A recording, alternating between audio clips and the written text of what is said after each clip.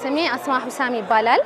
የመጣሁት ከኢራቅ የኢራቅ ስደተኛ ነኝ። ዛሬ ጥሪ ተደርጎልን የመጣ ነው እዚህ ቤተ መንግስት። ጥሪው ስለተደረገልን በጣም እናመሰግናለን።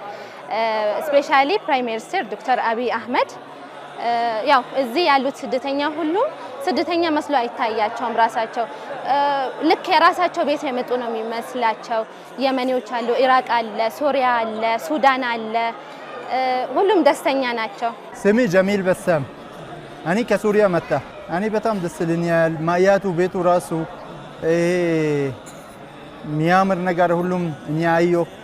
የኢትዮጵያ የድሮ ነገር ሁሉ ሲያሳዩን በቃ በጣም ደስ ይላል። በጣም በሰላም የሚቀበሉ ሰው እንግዳ የሀበሻ ክብር ለሰው ሌላ ሀገር አላየው ማለት ሀበሻ ሰው በጣም ያክብራል። ውጪ ዜጋ ምናምን በጣም ክብር ያርጋሉ። በጣም በቃ እንደ ቤተሰብ አንተ እንደ ውጪ ዜጋ ምናምን ማንም ሰው አይጠይቅም። በቃ እንደ ቤተሰብ እንደ ሀገር የምትኖር ነጃት ሁሴን ሐሰን እባላለሁ። የኖር ሱዳን ስደተኛ ነኝ። ሱዳንም ኢትዮጵያም አንድ ነች። አክፋ እዚህ ጋር ቁጭ አረገችን። ለዚህ ያበቃችን ኢትዮጵያ ነች።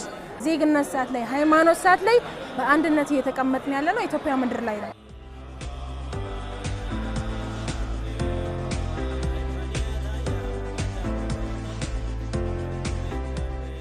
በዓለም ደስ ይለኛል። እዚህ ይሄ አገሪ በቃ የሚሰማኝ ነገር አገሪ እኔ እዚህ ምን ኖሮ 11 አመት ኢትዮጵያ ማለት ባይ ዘ ዌይ ዜግነቴ ሱዳን ስለሆነ አይደለም። ብዙ ነገር አለ፣ ብዙ ነገር አሳልፌያለሁ ኢትዮጵያ ላይ። ምን ብትለኝ ስትራብ የማይፈልግ ህዝብ ነው፣ ስትጠማ የማይፈልግ ህዝብ ነው። ይሄ ሁሉ ስደተኛ ተቀብሎ እያኖረ ነው ያለው። ገባክ? አላህ እድሜውን ያርዝምለት። ፕራይም ሚኒስተር ዶክተር አብይ አህመድ በጣም ትልቅ ነገር ነው ያደረገ ያለው በአሁን ሰዓት ላይ። ለምን ስደተኛ መቀበል ማለት ትልቅ ነገር ነው። ጠቅላይ ሚኒስትር አባት ነው። አባት በሩ ከፍቶ ልጆቹ ሲቀበል አላህ እድሜህ ያስረዝመው።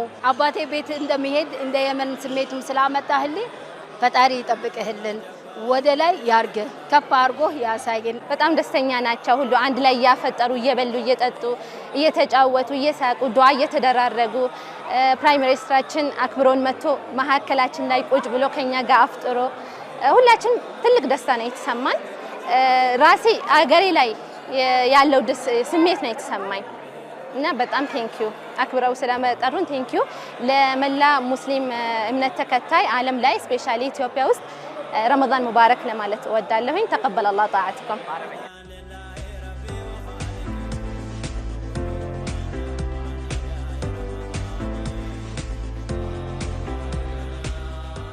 ዛሬ 4 አመት ጀምሮ ጠቅላይ ሚኒስትሩ በራሳቸው ቤተ መንግስት ከተለያዩ ሀገራት የመጡ ስደተኞችን የኢፍጣር ፕሮግራም የኢፍጣር መርሃ ግብር ያዘጋጃሉ። ዛሬም ተመሳሳይ ፕሮግራም የተዘጋጀው እዚህ በኢፍጣር ፕሮግራሙ ላይ የታደሙ በርካታ ሰዎች ናቸው እንዳያችሁት። እነዚህም ከ12 ሀገራት በላይ የመጡ ናቸው፣ የሚወክሉ ናቸው። በተለይ የዘንድሮ ለየት የሚያደርገው በአዲሱ ቤተ መንግስት ውስጥ ነው ስደተኞች ኢፍጣር ፕሮግራም ያካሄዱት። በጣም ደስተኞች ናቸው። ያላቸውም ሀሳብም ሲገልጹ ነበር እንዴት አይነት ስሜት እንደነበረ ለመግለጽም ያስቸግራል።